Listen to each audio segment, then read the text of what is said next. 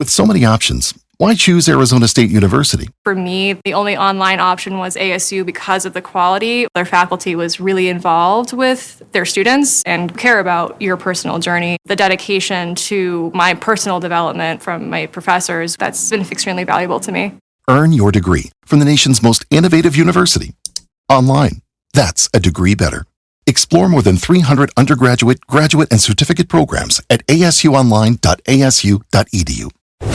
Breaking down every game, every day in Major League Baseball. This is the Baseball Betting Show. Here is your host, Greg Peterson. A warmer hello, welcome to lovely Las Vegas for the Baseball Betting Show with myself, Greg Peterson, now part of the VSiN family of podcasts. We've got a great podcast for you. We're going to be keeping it to two parts because we have nothing to recap from yesterday as it was an off day in the World Series, so we're just going to dive right into it. Here in segment number one, I'm going to be joined by Matt Josephs. We're going to be getting his angles in general for taking a look at Game 3 and just taking a look at the series moving forward and some of the keys that we're going to be seeing now that the series has shifted to Philadelphia. Does that mean that we're going to see a little bit more higher scoring games? Are we going to be seeing some good pitching? And what in the world are we going to be getting after Noah Syndergaard in Game 3, as you got to figure that he's probably not going to be delivering a whole heck of a lot of length, so we're going to be diving into that. And then in the final segment, I'm going to give you guys picks and analysis for Game 3 of the World Series as we touch them all.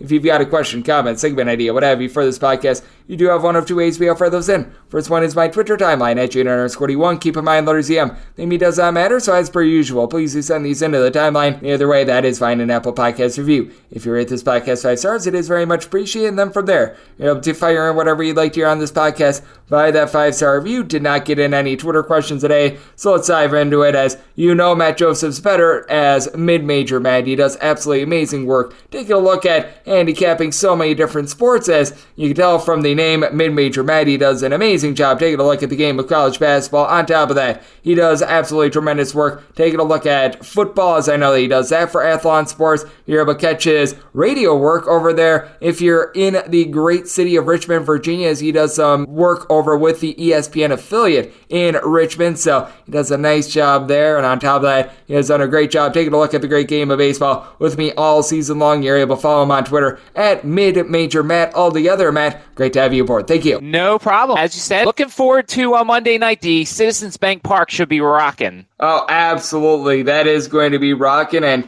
it's going to be the first time since, I believe, 2009 that the Phillies have been in the World Series. Might have actually been a little bit longer than that. I have to think back to that series against the Tampa Bay Rays, as that was one of the more incredible ones. I remember that game that was like in a rain delay, and then they had to play the final 3 innings the next day. That was absolutely incredible. Hopefully we don't have that sort of weather, but that said, we do know that Game 3 is going to be Noah Syndergaard going for the Phillies and Lance McCullers going for the Houston Astros. And right now we're finding the Houston Astros being between about -127 to about -132, which I think that this is relatively right. I do think that the edge goes to the Astros a little bit because I think the big question for the Philadelphia Phillies is who comes in after Noah Syndergaard, because Syndergaard really hasn't made a 5+ inning start since the beginning of the month. That's a big giant question, and with the Philadelphia Phillies not getting anything out of Bailey Falter, they had to replace him on the roster, and that's the biggest question mark that I have for the Phillies in game number 3. Yeah, I mean, it's something they've done a couple times already, though. Syndergaard pitched well in his start against the Braves. He pitched well out of the bullpen, and I think what you'll probably end up getting is one time through the order, maybe slightly more, depending upon how many pitches it takes. You know, this is where I think the Phillies have a small advantage over the Astros, in that Rob Thompson has been able to manage this bullpen magnificently. You go back to Game 1, using Alvarado as early as he did was something huge. It was an important situation, and Thompson knows that when you've got big situations, he's going to go to Alvarado, he's going to go to Sir Anthony, and to a lesser extent, he's going to go to Robertson. And the good thing is, with the day off, everyone's available. Almost, I would say Wheeler is not available, and I would say Ranger Suarez is not available. Other than that, that's about it. If he needed to go to Aaron Nola on his throw day, he could potentially go to Aaron Nola. I think we know the first 3 innings, and I think that after that, it's just going to be, all right, what's the situation? How many pitches did he throw? What's the score? So I think that's one advantage the Phillies have, is the managerial movement that Rob Thompson's made has been almost impeccable so far this postseason. I do think that Rob Thompson has done an absolutely amazing job as well, because he doesn't necessarily go with the hardcore analytics or anything like that. He goes a little bit more by feel, and that's very refreshing, because there are so many people that they're like, oh, you can't go back to a guy second time through the order. It's, oh, you have to go to this guy in this certain spot. You saw that very clearly with the San Diego Padres, who were unwilling to put Josh Hader out there at any time other than the ninth inning, whereas with Rob Thompson, he'll bring in someone like David Robertson in like the seventh or eighth inning. He'll put in there Sir Anthony Dominguez to get 5 outs when it's in the middle of the game to be able to get them through, because it's a big spot in the lineup. And I do think that that's very refreshing to see. And honestly, I think that that does give the Phillies a little bit of advantage, because in high leverage spots, high leverage guys are going to be in there whether or not it is the 8/9th inning. And that's the key. It's so funny because it goes all the way back to, at least for me, remembering when Terry Francona used to put Andrew Miller in. It felt like whenever he needed to. It was almost like, and I'm sure it happened beforehand, but it almost like it opened everybody's eyes up and said, wait a second, I could put my best pitcher in an inning other than the 8th or 9th. And so I think that that's something you could kind of do. And, Dusty Baker not using Stanek as much as he does, and Dusty Baker being somewhat of an old school kind of guy, I think that baseball's kind of moved somewhat from the old school situations. You look at Tony La Russa and the stuff that he used to do in terms of just maddening sort of things. And I think Rob Thompson, even though being an older manager, is embracing the new age thinking of baseball, and that's certainly an advantage for the Phillies. I totally agree with you. As Matt Josephs, better known as Major Matt, he is joining me on the podcast, and I do think that it is going to be very interesting to see what we get, not just in Game 3, but moving forward as well, because as we know, out there in Philadelphia, not quite as warm as it is in Houston, and no question about it, you don't have a dome out there in the great state of Pennsylvania for this game either. But I do take a look at the way that both of these offenses have been going, and I feel pretty optimistic about them. I do think that the Astros are going to be able to get to Syndergaard, and with Lance McCullers Jr., you can just tell from the underlying numbers that his ERA of right around at 2.25 during the regular season, that was a little bit of fool's gold in my opinion. The command has been a little bit better, but I do think that he's very hittable, and I could see some higher scoring games, not just in Game 3, but moving forward. I'm not sure if you agree/disagree, but even though it's a little bit cooler out there in Philadelphia,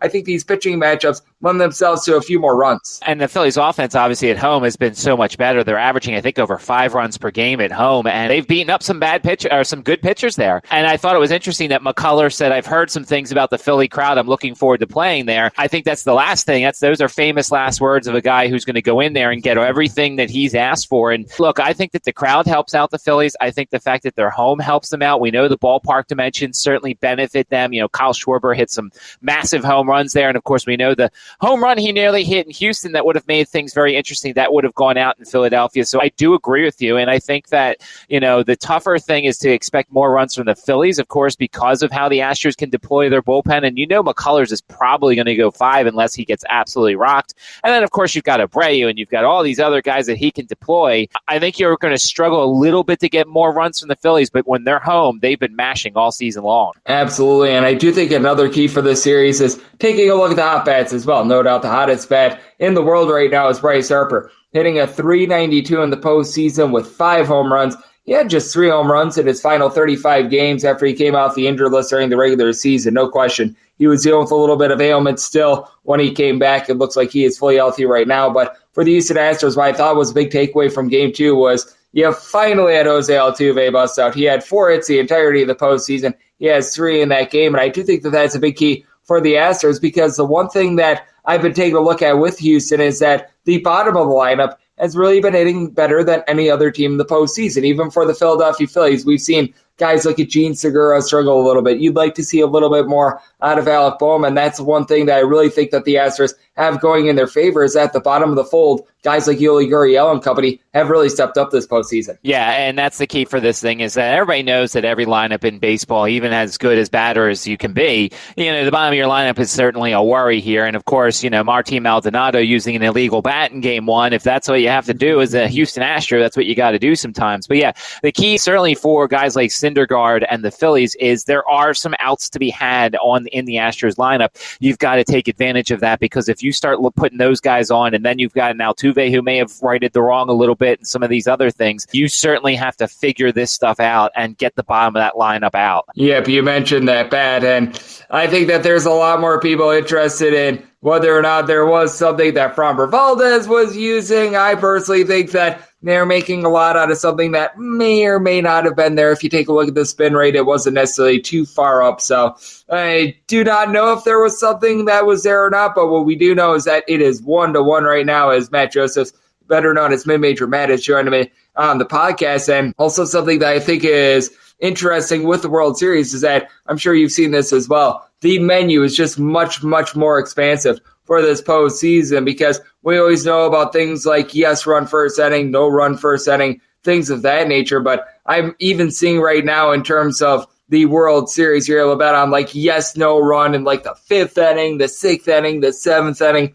List goes on. And I just want to throw out there the question of whether or not you've been taking a look at any of these, shall we say, added markets for the World Series, because I do think that in terms of like betting something like yes run, no run, 6th inning, I think you'd be better off just betting that in game, because you have a little bit of a better feel as to how the game is going and you're able to actually observe, because trying to blindly bet something like yes run, no run in the 5th or 6th inning, you just have no idea who's going to be coming up to the plate. Obviously I dip a lot into the pitcher props, and I'm looking at one sports book. It's not up yet. I'm looking at another one. There's just a strikeout prop for McCullers.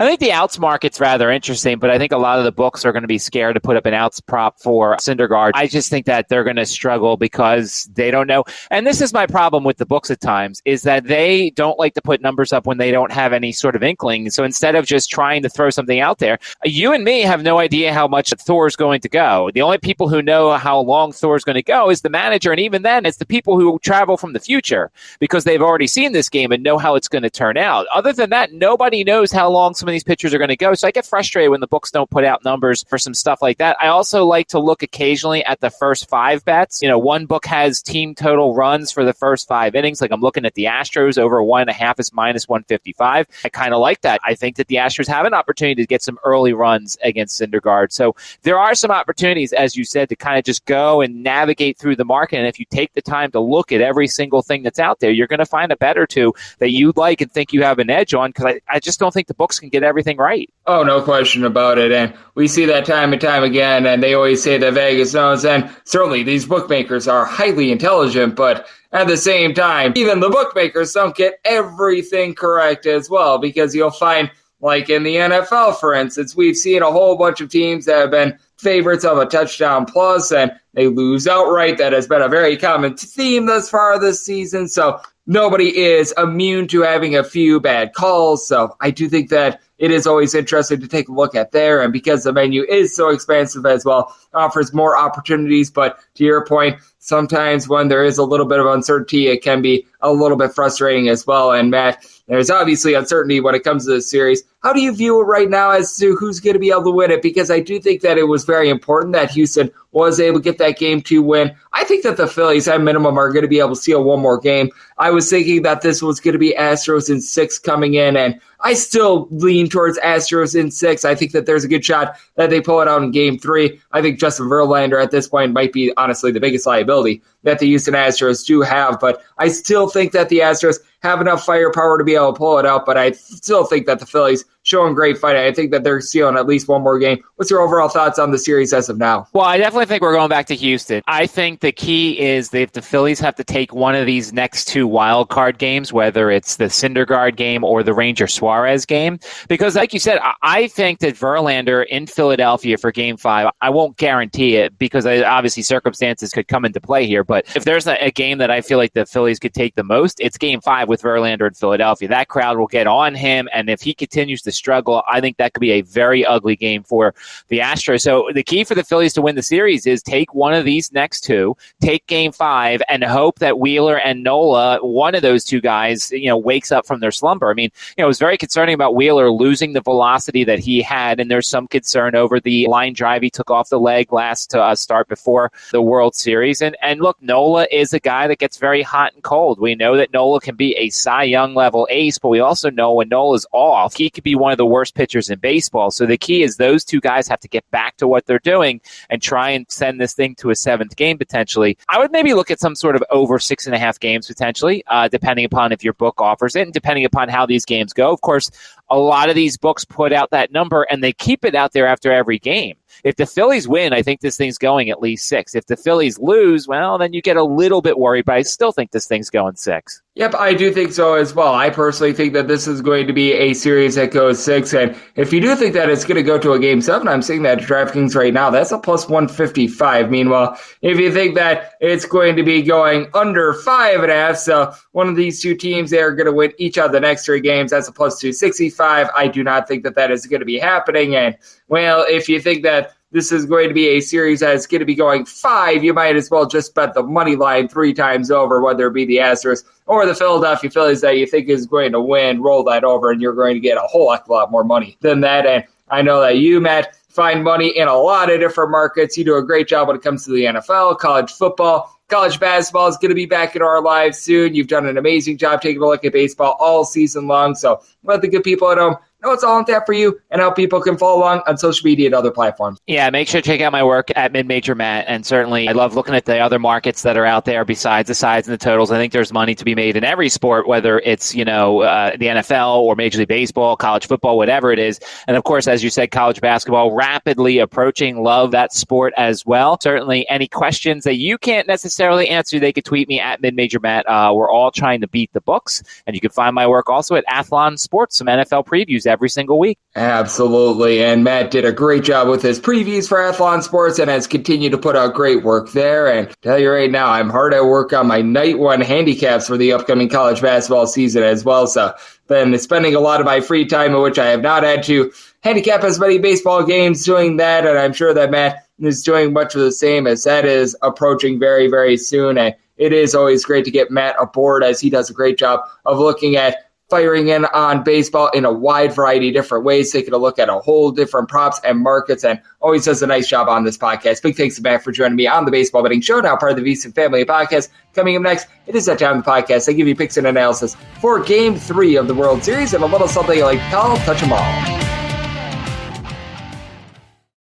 Are you ready to become a winning sports bettor? Schedule a call with SBIA to find out how their service can make you a long-term winning player. They've developed an innovative algorithm that maximizes units returned, and they are so confident in their system that they offer a money-back guarantee.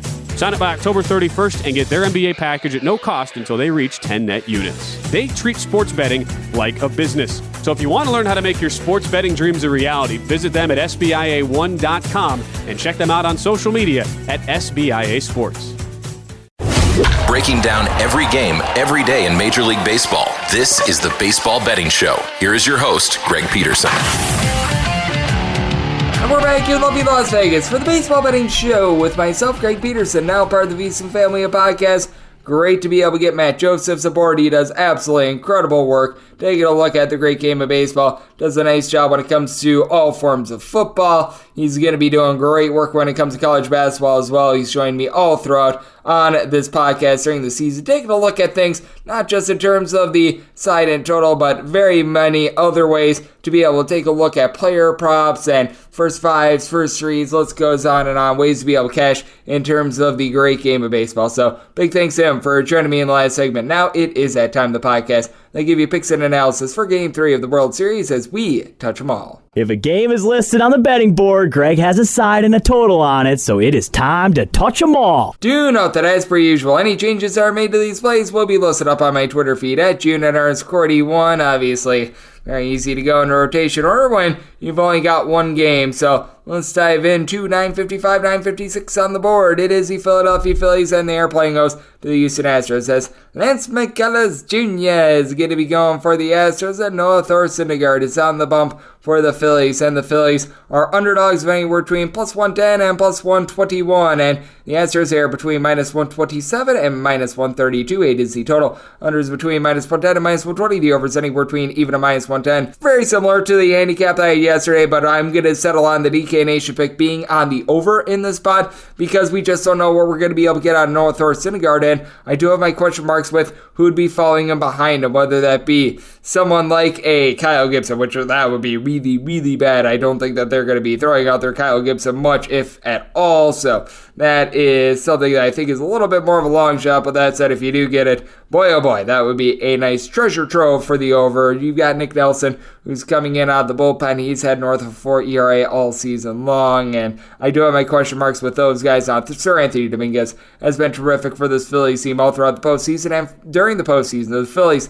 have a sub-275 bullpen ERA, so these guys have been able to do a much better job. Someone like Brad Hand, who came in Game 2, I recognize they had a bad series against Padres, but by and large, he's able to do the job. Connor Brogdon, Andrew Bellotti, these guys are fine, but with Syndergaard, he's got an ERA north of a 4.5 when he's pitched outside the state of California this year. He only gives up about 2 walks per 9 innings, but his strikeout numbers way down. You got to be figuring that this is probably going to be much like his start against the Atlanta Braves a few series ago, where he went 3 innings, maybe he gives you 4, and then he gives way to the bullpen. And with the Phillies, because Ranger Suarez had to pitch out of the bullpen as well, you got to wonder if they're going to try to save a few bullets for Game 4 as well. So it's a little bit of strategy there. And then on the flip side for the Astros, Lance McCullers Jr. just really doesn't impress me too much. I recognize that he gets 10 strikeouts per 9 innings, and I will give credit where credit is due. He has been able to do a nice job of issuing fewer walks. 2 walks for fewer given up in each out of his last 4 starts, but during the regular season, 4 walks per 9 innings. And if you took a look at his fielding independent numbers in terms of his ERA in relation to it,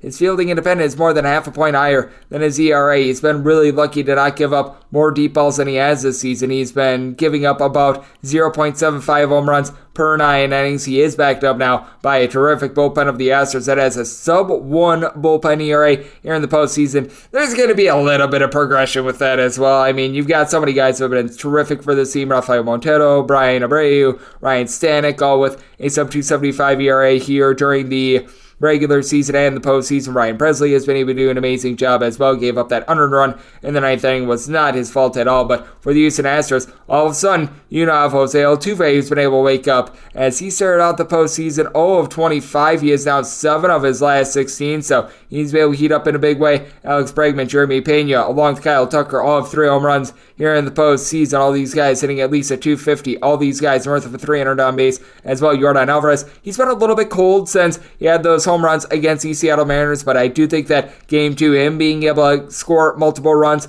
that was big for this team as well. And then the flip side for the Philadelphia Phillies, got the hottest hitter on planet Earth. That would be Bryce Harper. 5 home runs and hitting at .392 here in the postseason. Rhys Hoskins has been hitting significantly better at home than he has been on the road. 5 home runs in total here in the postseason. I believe that all but 1 have come at home. So I do think that that is quite significant for this Phillies team as well. You do need the bottom of the fold to hit much like the Astros bottom of the fold has been, because guys like a Yoli Gurriel, Chas McCormick, they've been able to step up for the Astros. Meanwhile, you've had Alec Boehm, who's been able to hit just a 200 year in the postseason. Brandon Marsh, Bryson Stott, Matt Vierling, all hitting below a $180. Now, you've had moments from someone like a Brandon Marsh. He's looked a little bit better here in the World Series, but you want to be seeing those guys pick it up a little bit as well. So I do think that there's a lot at play with Philadelphia. It is a little bit colder than it is in Houston, no fans or buts about it, but it's a little bit more of a hitter-friendly ballpark as well, and it's not like it's going to be overly, shall we say, terrible temperatures, especially for very late October / when we get there very early November, as it's probably going to be in the low to mid 50s throughout the night in Philadelphia. So it's not like you're dealing with absolutely adverse weather or anything like that. As a matter of fact, when the clock strikes 8 o'clock for our first pitch, it looks like the weather is going to be in the very, very high 50s to 60 with not a lot of wind going on. So actually a very good night for baseball in Game 1, which is why I do like this total over. I do think that the Phillies going to be able to get into that Astros bullpen a little bit, but I don't think that Thor is going to be able to deliver too much in this spot. I do think that the guys following Thor before they get into more of their trustworthy guys like Jose Alvarado, David Robertson, guys that have been able to do a masterful job here in the postseason, I think that that is going to be holding them back. So the DK Nation write-up is on the over. And with the Astros, I'm going to lay up to a minus 136 on their money line, so setting with the Astros as well. And that wraps things up for the Monday edition of the Baseball Betting Show, now part of the VSiN Family Podcast. Big thanks to Matt Josephs, better known as Ben Major Matt, for joining me in the last segment. If you do like hearing from this fine podcast, Baseball Betting Show, you're able to subscribe wherever you get your podcasts, Apple Podcasts, Google Play, Spotify, Stitcher, and TuneIn. If you've got a question, comment, segment idea, what have you for this podcast, you have one of 2 two ways to be able to fire those in. First one is my Twitter timeline at June_41. Keep in mind, letters EM, they mean does not matter, so as per usual, please do send these into the timeline. And the other way, that is find an Apple Podcast review. If you rate this podcast 5 stars, it is very much appreciated. And then from there, you're able to fire in whatever you'd like to hear on this podcast via that 5-star review. I will be coming at you guys every single day throughout the season, and that means I'm coming at you guys once again tomorrow. Thank you so much for tuning in.